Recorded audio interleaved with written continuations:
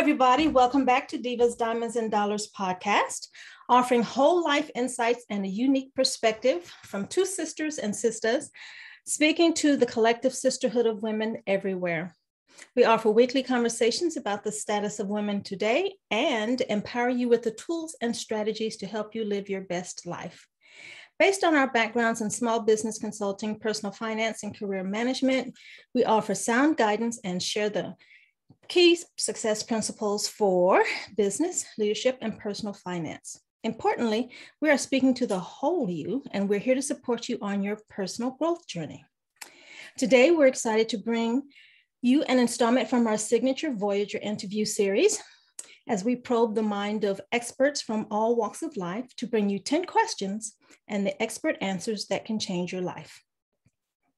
So I'm pleased to introduce a successful multipreneur and wellness lifestyle expert, Kimberly Henrie, an award-winning broadcaster with a career spanning 20 years, including a long-standing relationship with KMTS FM and credits as host and co-host for podcasts around the globe. Currently, Henrie hosts Living the Good Life podcast, is a seasoned wellness entrepreneur, and lends her voice of vibrant living to a variety of projects. Additionally, she is a practicing yoga teacher and former fitness professional. She's an experienced leader and is passionate about educating others on ways to reach their personal and professional goals. And an international networker and award-winning broadcaster, Kimberly has a profound history as a health and fitness entrepreneur. Her listeners, business partners, clients, and fans have expanded tremendously as a result of her insight and leadership. So born a corn-fed South Dakota girl and raised on the California coast, Kimberly now lives in the mountains of Colorado, enjoying a healthy outdoor lifestyle. She loves groundbreaking, nature-based wellness solutions, all opportunities to travel, dancing to all kinds of music, and helping others create and succeed in life and business. Now, for today's exciting topic, I want to bring our listeners into the conversation a bit. So let me define our topic today, which is multipreneurship. These are bold leaders with several diversified income streams, which may include W-2 wages, definitely includes business income from 3 or more businesses, as well as other sources of active and passive income. And don't forget, that also includes investment. So, Kimberly, are you ready for the grand adventure? As we're going to talk more. It's so fabulous to be here. Thank you so much. Delighted to have this conversation today. So, now, as I mentioned, while I often share examples of celebrity multipreneurs, I seldom have the opportunity to sit down with a homegrown multipreneur, if you will. So I hope you'll indulge me a bit as we dig into your story. Okay. Now, maybe, we've only just recently met, so I only know probably the surface of your multipreneurial endeavors, but having multiple income streams or multiple business lines for you, was that by accident or by design? It was absolutely 100% by design. Oh, cool. I can remember all the way back to high school, graduating high school, and the questions that you get from all the friends, family, and well-meaning relatives. What's next? What are you going to do next? What do you want to be when you grow up? And I knew back then that I wanted to be a multipreneur. I didn't know to call it that at that point, but I knew that I wanted to do a variety of different things. And so I've definitely fulfilled that. Well, that is super exciting because for me, I'm still trying to figure out what I'm going to do when I grow up. And yeah, me too. I'm going to call you an early adapter. So good for you. So, well, that just kind of begs the question then, what was your first income stream or business? And answer that one. And then the second part of this, once you had that in place, how did you determine what the next one would be? Oh, wow. Okay. I did not expect that question. I don't know why not, but okay. But, take a moment. Hey, that's a great question. So my first business adventures were in the early days of MLM. So I had a regular 9 to 5, and in my early 20s, I want to say, I think it was the no run pantyhose. It was Oh, the no run pantyhose MLM. That was my very first business it's adventure. funny. Wow. I want to say I almost remember that. But go ahead. Yeah, it didn't last very long, but yeah, and from there I was intrigued. I knew that the possibility was there to create an income versus trading time for money. And so I dabbled in a few other MLM adventures and then kind of moved on from there. And my first real successful venture was voiceover services, Oh, really? creating my voiceover business and building the infrastructure around that. That is fascinating. Wow. Mm-hmm. I know that one of the top 5 ways to earn money is in sales. And so I understand how these people can be successful with MLMs. I just think you have to have a much thicker skin than I do. So I haven't pursued sales, but I know that is a key income. You have the greater capacity when you're in sales. So hats off to you for making it work. Absolutely. Mm-hmm. But I am curious, with so much going on. I'm ready. How do you manage your time between your various businesses? Now, do you work each business every day or on an alternate scheduling, for example? I learned that that's the way that Elon Musk does it. Rumor has it. Anyway, how do you do so much? Well, I'm not sure how Elon Musk does it, but I can tell you that if you look at my Google Calendar, and I've just recently transitioned to the Google Calendar method, it is very colorful with blocks, right, color coded for different businesses or business activities. Right. So that is what I have found works best for me, is to set up my week. Every Monday morning is when I usually do that. And I have some things that are kind of categorized and blocked forever. And I just go in and massage my time for the week, depending on what it is that I need to accomplish that week. But yes, I'm very block oriented. I had read about that, and that people do use the color coding as an excellent way to manage their time. Now, to your point about using the Google Calendar, we have it.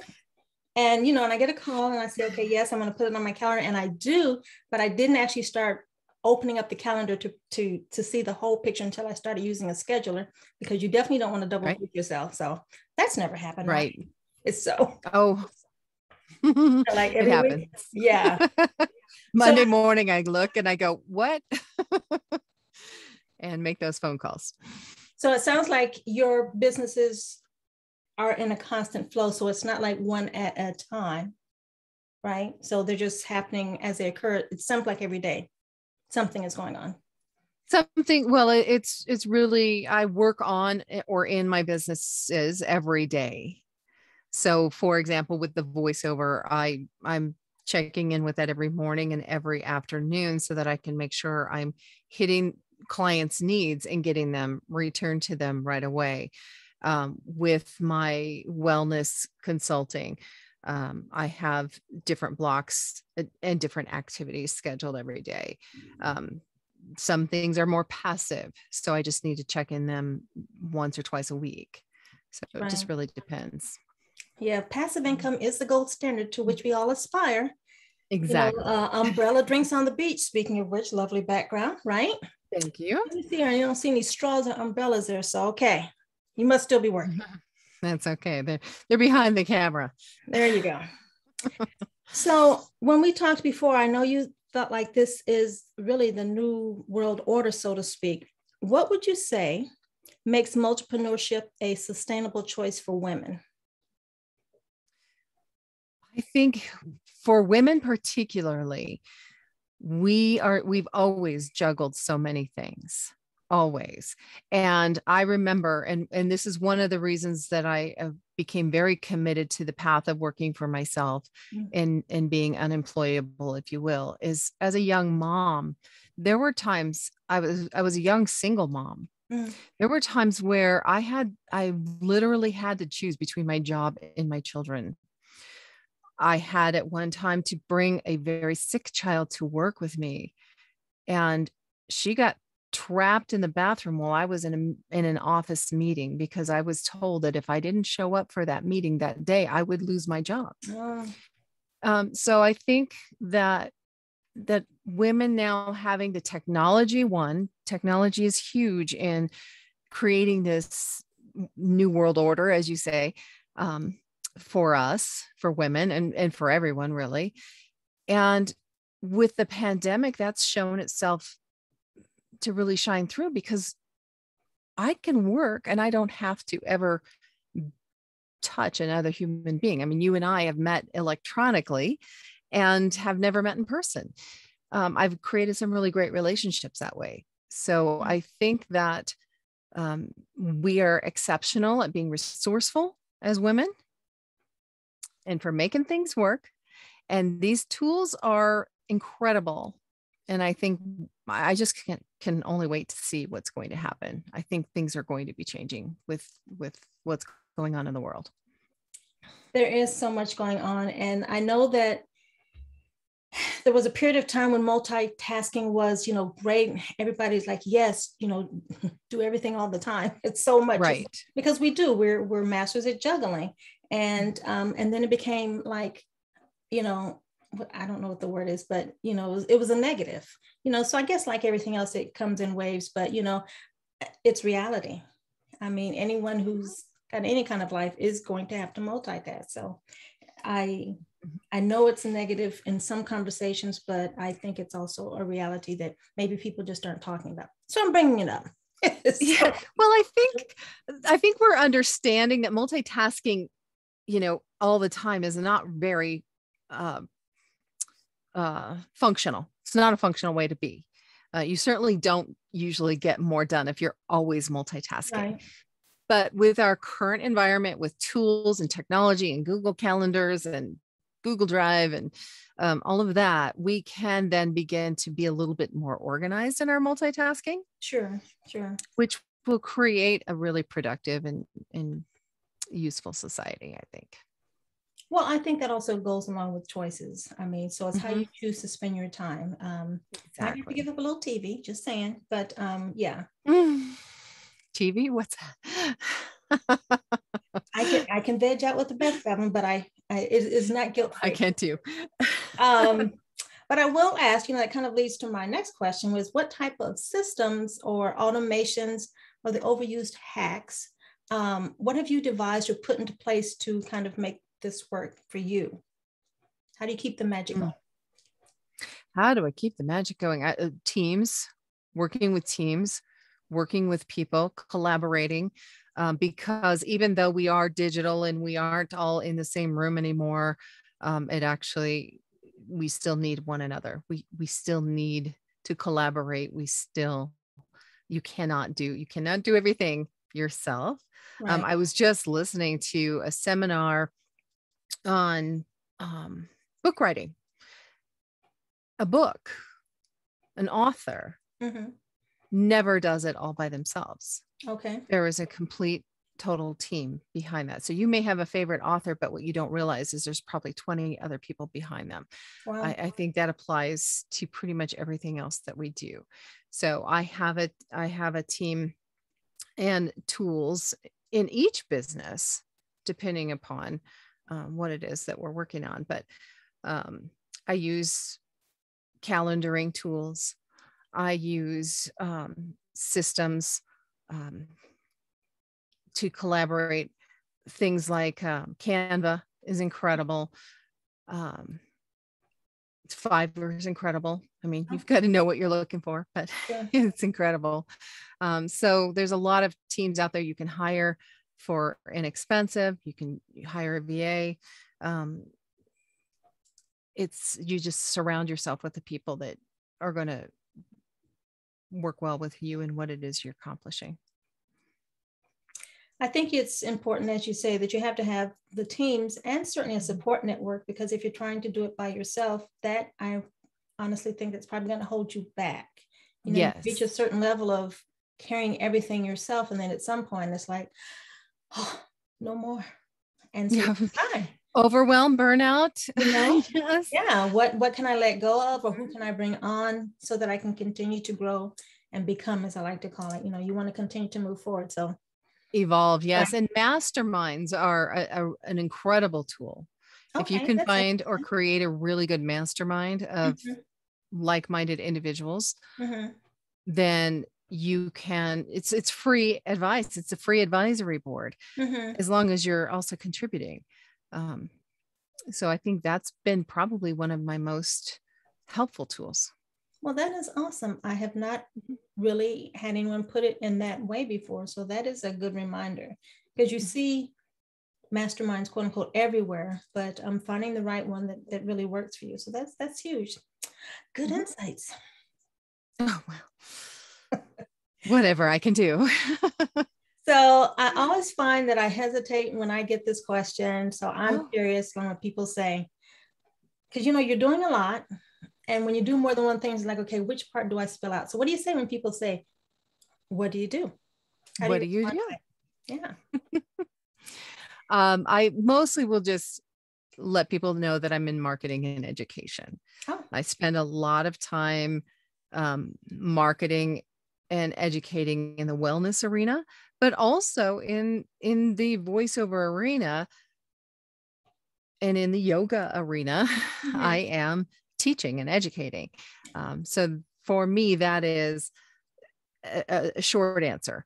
If I'm speaking to somebody more in depth, then I will certainly talk about being a multipreneur, Mhm. and that I spent a lot of time um, creating, developing, and growing businesses. That is awesome. And I'm just going to give you a little hard time because Yeah, go for it. I know that when we met, you're like, you had not heard the word multipreneur, but I appreciate you engaging in the I conversation. know. I'm going to I go love it. use that word. I say multi entrepreneur is the word, before I met you and became educated multipreneur. That's funny.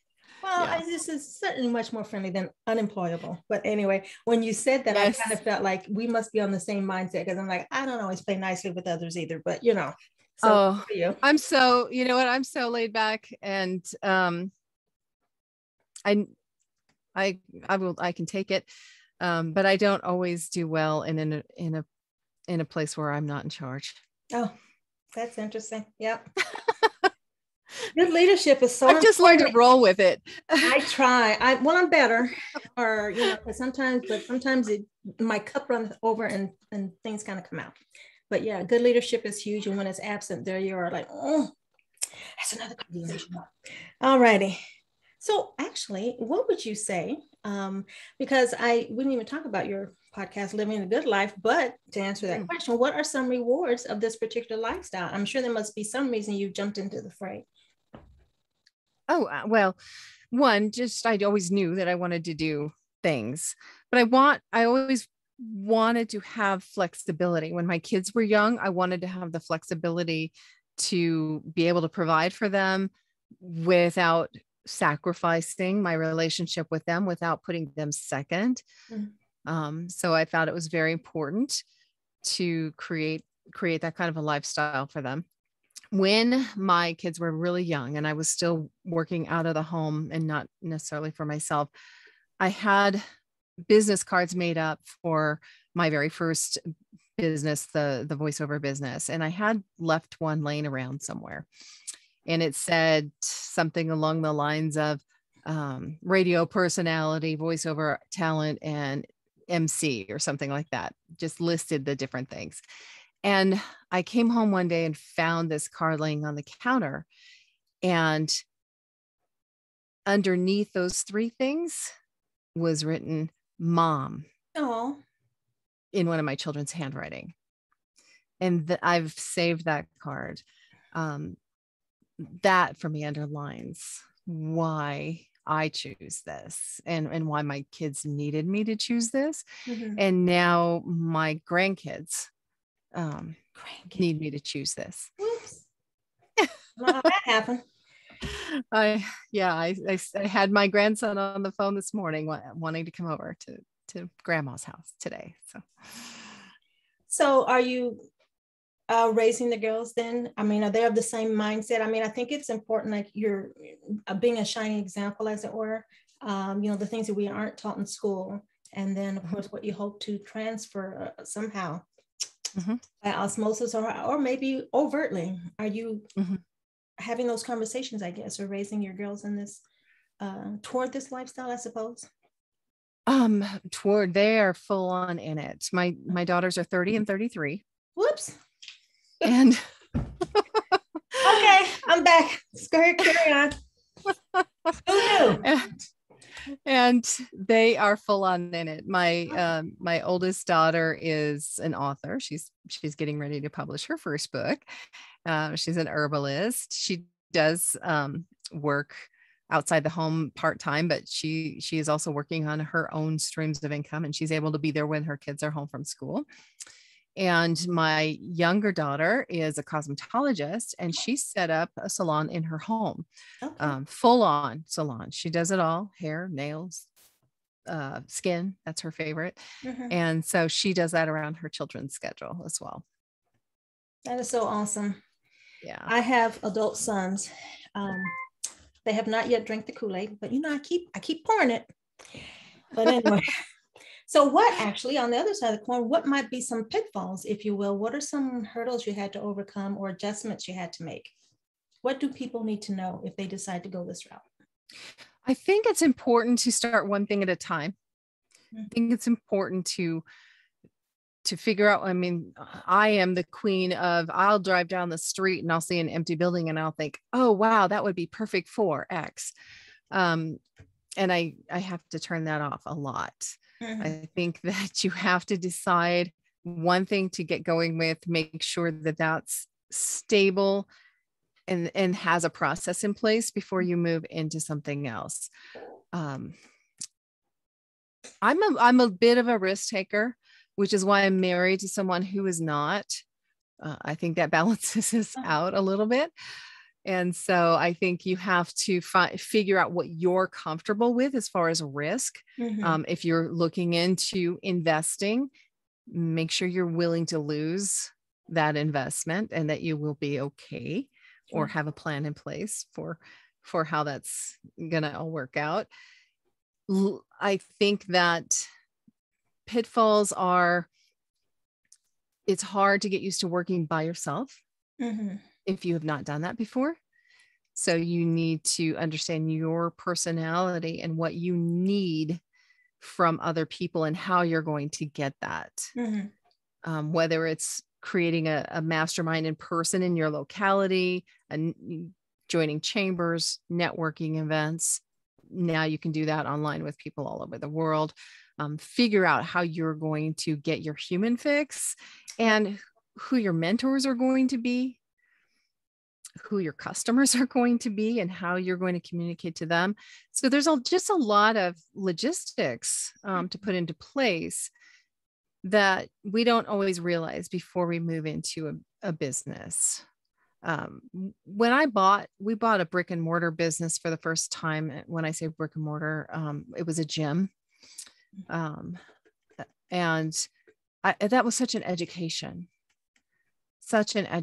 because that kind of a business is completely different than the voiceover business, right?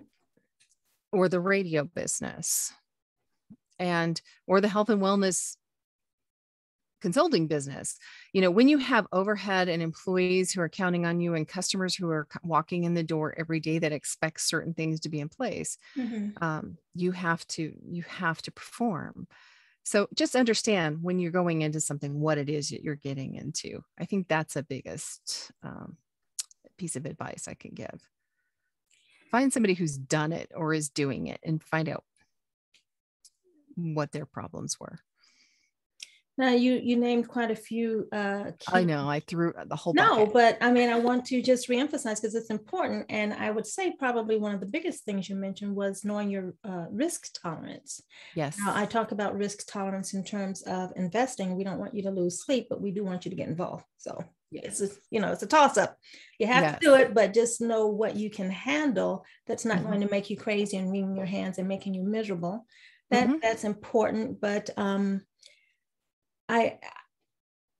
just for anybody listening, I suppose that, our internet has shrunk our world. Technology has given us so many opportunities. And so, learn to take advantage of these, but mastering the systems, I guess, putting systems in place. I think you talked about that. And then the brick and mortar. I don't know how people feel about that, but it's more traditional. So, I think that also applies somewhat to your mindset and, knowing what your structure is now, because when I talk to women about becoming multipreneurs, I'm speaking from, you start where you are, whatever your SKAs are, I call them skills, knowledge, and abilities, and you build from there. For a fast start, I'm suggesting, you don't necessarily start with a brick and mortar, because as you say, then there's that overhead, and you may or may not have employees to start. But once you have a physical structure, you have additional responsibilities. It's like buying a house. There's just so much going on, and there's a lot of moving parts. So I just want to, kind of, my sister calls it foot stomping. That's an Eastern term. I've never heard of that. Foot stomping. Yeah, I just want to emphasize it. I was like, oh my God, I gave her such a hard time about that, because I've never heard that, and I'll let her know I used it today. But it's just important that people know really what they're getting into. But I don't want that to stop anybody from getting started. That's the other side of the coin. Absolutely. Fear and doing it anyway, if that's what you want to tell yourself. But get educated. You did mention that too, so that's important too. So do your homework. But just start, So just want to hammer a few. Call me. I'll tell you. Oh, there you go. We get the inside scoop. That's right. So let me say, I do believe, well, I don't know, you may have not said that. It sounded, when we talked previously, which is why I asked this question, you had a traditional work history before, to some degree. I say traditional was in quotation marks. But how would you suggest women segue if they're working a 9-to-5, right? And for whatever reason, they want to either expand their vision or, flip the coin and say, okay, I've done that. Now it's time for this side of my life. What are some suggestions that you might want to throw out to women if they want to segue into making the multipreneurship journey? That's a great question. And that's a question that I field a lot with just women everywhere. Because, and especially now, because there's so much, again, going on. I won't belabor that point, but I think you need to take stock. The first thing you need to do is take stock of where you're at, why you want to do something different, and what time do you have in your current situation to allot to that. Because you want to make sure that you're going to be okay. If you want to make a quick transition, quit your 9-to-5 and move into whatever it is you want to create, you need to have some finances backed up. Now that can be a spouse that's making a good income and you've got it all worked out with them, or it can be some savings that you've tucked away, but you need to figure out how you're going to make it work. I think that's first and foremost, because nobody wants to lose their life over trying to create their life. Right. I think that being said, I probably wouldn't take that advice. I would just jump in and do it. But I know that about myself. So you probably have to have a really strong heart to heart. The best advice is to do what you can to build your business while continuing your 9-to-5. I began my voiceover business while I was still in radio. That's a logical segue. I would definitely say that. So, very interesting. You are the second person that I've heard who does voiceover. So that is just, such a small world that is fascinating to me. There's thousands of us. I'm sure there are, but it's not like you run into them on the daily. I'm just saying it's just interesting that I can say, yes, I know these two people. How strange. Now, I will share a story that I just learned about, and this is actually incidentally on the podcast, my podcast episode that just released today. A doctor who wanted to be an artist. She wanted to make her living as an artist, but she knew as an 18-year-old that wasn't likely. So she went to medical school, Mm-hmm. got her degree in medicine, practiced as an internal medicine doctor for 25 years, and then became an artist. Oh, okay. So she became a doctor to fund her art career. That is taking the long view for sure. That is a strategy. That is a strategy that I don't know that I have the patience for. But that, I know people do that. It's like, I'm going to raise the kids, I'm going to do these things. And then one day I get to pursue my dream. Mm-hmm. I'm greedy. I want it all now. I want it all too. I'm right there with you, but I honor her and especially that she got to see it happen. It's amazing. So we all take different paths. Absolutely. Now, La Vida Buena, AKA the good life, means different things to different people. How does multipreneurship lend itself to the good life? Maybe I don't know if you want to say what you consider the good life, but how do you feel the two work together? Mm-hmm. I chose the term the good life for our platform because of its a dual meaning. Some people hear the good life and they're thinking yachts and champagne and gold chains and all of that. And that's fabulous. And I don't have a problem with any of it. For me, the good life is anywhere on a beach, but it's the ability to create the life you want to live. It's the ability to appreciate the good things that are in front of you right now, whatever your situation is. It's as in our very first episode, I had my daughter on. We talked about how we would eat mac and cheese on the fine china. I mean, it's that attitude of this is life. Let's live it. Let's make the best of it. It is our choice. And so that being said, this multipreneurship, one, gives us freedom and choice because we can pick and choose the businesses, the time allotment we're going to give to those businesses. We create the life we want to live. But it also means some safety and security. And I think you'll appreciate this. We talked about risk earlier. When you have multiple streams, all of your eggs are not in one basket. Exactly. And so that feeds the good life because you are not sitting there on pins and needles worrying if your job's going to disappear tomorrow.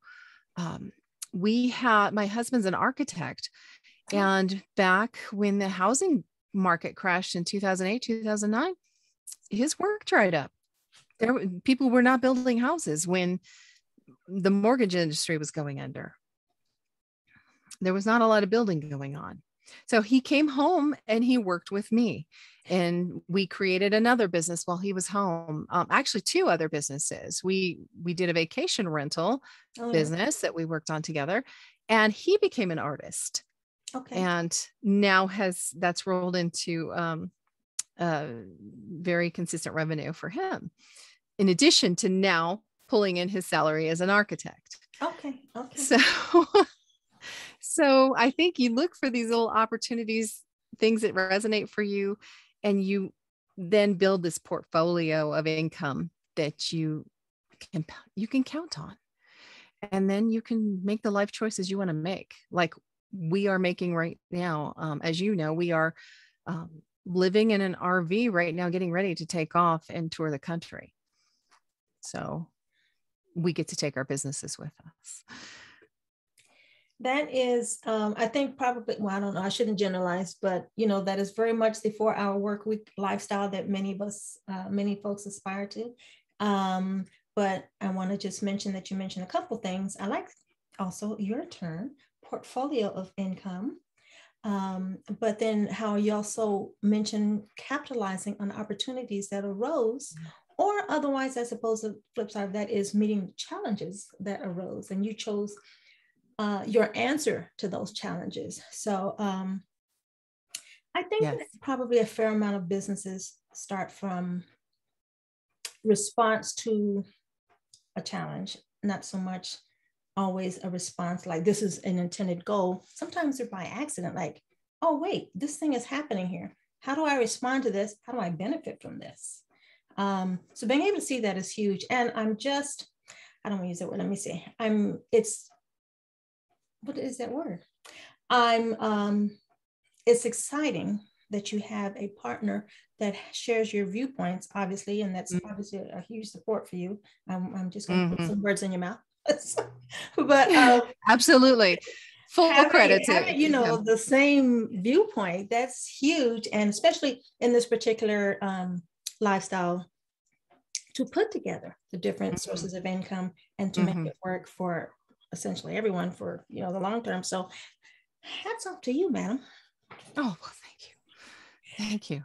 I feel like I'm in good company. Pardon? I feel like I'm in good company. Well, there you go.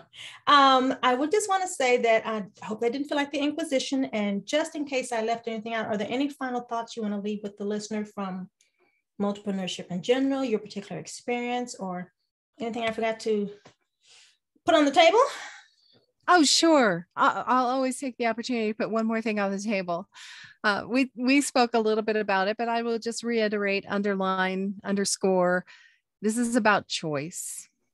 This is about choice. We have the ability to create the life that we want to live. And I do not take away from those situations where it feels hard to make choices, where maybe there's illness or, life situations that make it harder to make the choices you want. But you always have the choice of how you're going to respond to those situations. You always have the choice of whether you want a job or to create your own thing or both. So my mission is to empower everyone to understand that they have the choice, and then to make the choices that make their life the best it can be. That is awesome. I had determined that I was going to have these family meetings with my sons, as I mentioned, 2 adult sons. And my younger son approached me and he asked me a question about, well, I've been thinking about the future. Every time they say something like that, I got to sit up straight. I got to sit up straight and pay attention. This is going to be a winner. But, he asked me, he said, well, something about a career choice or taking not a self-defense class, but martial arts class or something. And I'm like, why are you saying or? And that's been my lifestyle for the longest. I say my personal logo is the ampersand, right? It's and. I'm an and lifestyle. And I'm encouraging them to do because, time. So why not? Yeah. But anyway, I was on bated breath when I got the call. So Kimberly, as expected, I have so enjoyed our conversation today.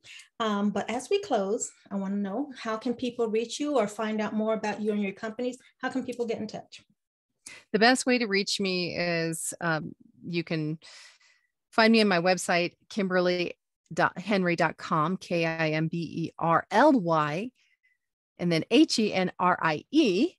I've got 2 first names, .com. And they're spelled differently. And wearelivingthegoodlife.com. Those are my two websites that are the best way to find me. I'm all over social media. So just Google Kimberly Henrie. You'll find me. And I'd love to hear from you. Super awesome, Kimberly. Well, I can almost hear the waves crashing. So I'm going to release you into the wild. And I want to thank you again. It's been a fun time. And I can't wait to share with you the comments or the feedback we get on this podcast, because I know people are going to enjoy it. It is good intel. Thank you so much. Thank you. I really appreciate the opportunity.